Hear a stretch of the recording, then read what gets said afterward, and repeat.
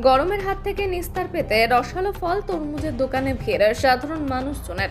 বর্তমান সময়ে গোটা ত্রিপুরা জেলা জুড়ে তীব্র দাবদাহ চলছে। ত্রিপুরার 8টি জেলার মধ্যে কোনো কোনো জেলাতে বিক্ষিপ্ত বৃষ্টিপাত হলেও কোথাও আবার গ্রীষ্মের এই তীব্র দাবদাহ থেকে নিস্তার পাচ্ছেন না কেউ। প্রচন্ড গরমে নাজেহাল হয়ে পড়েছেন ত্রিপুরাবাসী। একই চিত্র পরিলক্ষিত হচ্ছে ধলাই ত্রিপুরা জেলাতেও। গরমের হাত থেকে রক্ষা পেতে মানুষ বিভিন্ন পন্থা অবলম্বন করে চলেছেন, কিন্তু তাতেও গরম থেকে নিস্তার পাচ্ছেন না কোনো মানুষ।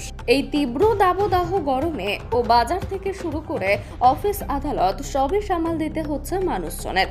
এরপরেও নিজেদের গরম থেকে একটু রক্ষা করার জন্য কখনো কেউ বিভিন্ন ঠান্ডা পানীয়তে একটু গলা ভিজিয়ে নিচ্ছেন, আবার কখনো কখনো দেখা যাচ্ছে কচি ডাবের জল ও আখের রস ইত্যাদি পান করে গরম থেকে বাঁচতে একটু স্বস্তির চেষ্টা করছে মানুষজন।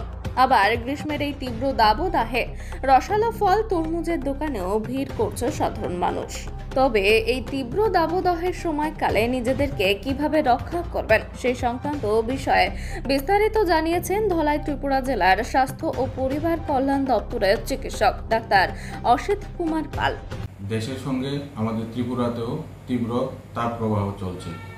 আমি এই সময়ে সবাইকে সতর্ক থাকার জন্য এবং কি কি উপায় অবলম্বন করতে পারেন আপনারা এই তাপ প্রবাহ থেকে বাঁচার জন্য সেটা নিয়ে একটু আলোচনা করব। প্রথমে আমরা এই তীব্র তাপ প্রবাহের মধ্যে সবাই ঘরে থাকার চেষ্টা করবেন। বিশেষ করে দুপুরবেলা, দুপুর 12টা থেকে দুপুর 4টার মধ্যে বাইরে বেরোনো থেকে বিরত থাকবেন।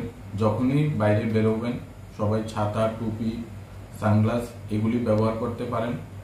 এবং যারা মায়েরা বাড়ি ঘরে রান্না করছেন তারা সকালের সময়, বিশেষ করে দুপুর 12টা থেকে 4টার মধ্যে এই সময়ে রান্না করবেন না এবং এই সময়ের মধ্যে বাচ্চাদের বাইরে খেলাধুলা থেকে বিরত রাখবেন।